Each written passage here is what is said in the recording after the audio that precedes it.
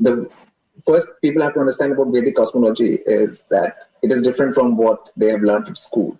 Like in the school, people have learned about a three-dimensional universe, that everything is three-dimensional and there are many more planets and there are many more solar systems and there are many more galaxies. But that's not Vedic cosmology. Vedic cosmology talks about different dimensions. We are in a dimension and there are other dimensions. And the things which people call as planets, what you see in the sky as Venus, Mercury, Jupiter, these are called grahas in Sanskrit, grahas. They are actually seen as beings. They're not seen as some physical object. They are seen as beings. The first fundamental difference between Vedic cosmology and the modern cosmology is that we are not living in a three-dimensional universe. We are living in a multi-dimensional universe, which you can call multiverse. That is the first difference. We have to understand that human eyes within human body cannot see very much. Their frequency limit of our eyes is very small. For example, signals or anything big eyes can't see, even the Wi-Fi signal or any of these things. We are seeing it within a small Vibgyor. The most easy way to people to understand is that there are things, lot of things which we can't see, and that is dimension. It's like a thing that this human body has a lot of limitation. That's why we can't see the structure of this multiverse, because we have not been designed with that. This body, this machine has not been designed for actually looking at that. But people have to understand there are other forms of existence beside this body. This is not the only type of body there is in the multiverse. There are many other types of bodies which a spirit can take. So that's the way for people to understand this first dimension. The thing is that in the Vedic cosmology, like Earth is flat. It's called Bhumandal. So it's called Bhu Devi. It's a flat plane. It's a big plane, but it is a flat plane. Like to me, it's like I've known that since I was like 10 years old. The whole this baller theory was only put in 400, 500 years ago. And people, just because they've been teaching it in school and school books and textbooks, and that's the only way people have come to know that. But from the Vedic point of view, it was always flat. There is even all the mathematics, all the for star planet movement, graha movement, everything happens on a basis of a flat Earth. If you come to know it's flat, then the main point which comes up is that there has to be some up and there has to be some down. That is the main thing which comes out of it, which people miss. When they had a ball just spinning around the sun and the sun was spinning around the galaxy, there was no up and down. You're just going round and round and round for no rhyme or reason. Okay, this up and down which opens up. That means there are planes of existence above and there are planes of existence below. That's the thing which opens up from flat Earth. And that is the meaning which people should take out of flat Earth, not or any of this. Curvature is not there and all of that is just basic stuff. That should be put to that thing. It is a done deal now. Even from the eclipses or different things, you can totally figure out there is no curvature at all. I mean, that is very little small step. One has to move forward from there and understand there is a up and there is a down. There's a higher, there's a lower. In the West, like this higher lower concept is so ridiculed because they have this whole equality thing. That means it's just here and you're not going anywhere and there's no high, there's no below, there's no hell, there's no better states or worse state. That is the problem.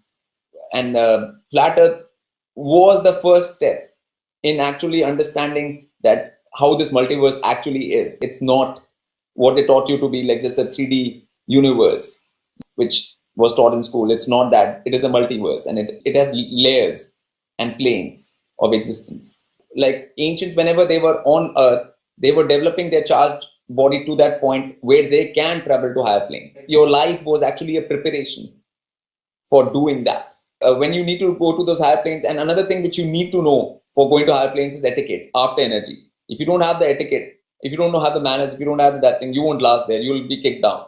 That's why most people are stuck at lower planes, is just from one simple reason: they don't know how to behave in a higher realm.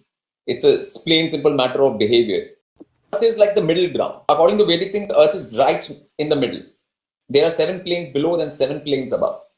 So all the traffic, lot of traffic from down to up and up to down, all goes through Earth.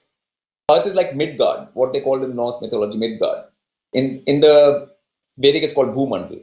It's right in the middle of the thing.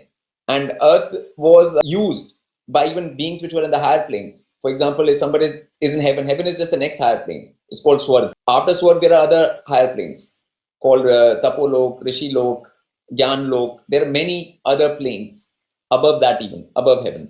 Heavens above heavens above heavens. unless you get to the Brahmlok, which is the highest point. And then there are planes above that too, which are realms. They're not even planes, they're realms. There is when the multiverse was created in the beginning, all the realms were created simultaneously, except there was no hell. But there was no pain and torture in the beginning. It was just the whole multiverse was an experiential thing. But from the top plane to the bottom plane, there was no pain or torture. Pain or torture only started later when people broke the laws of the multiverse. Multiverse has laws and rules, and beings broke those. And that's where the whole problem started from. There was a time on Earth even when no one had a disease, no one was diseased, no one ever had a disease, no one experienced any pain. Even on this Earth plane I'm talking about. First, you have to understand that there are what you call planets now, grahas. They are deciding a lot of your functionalities.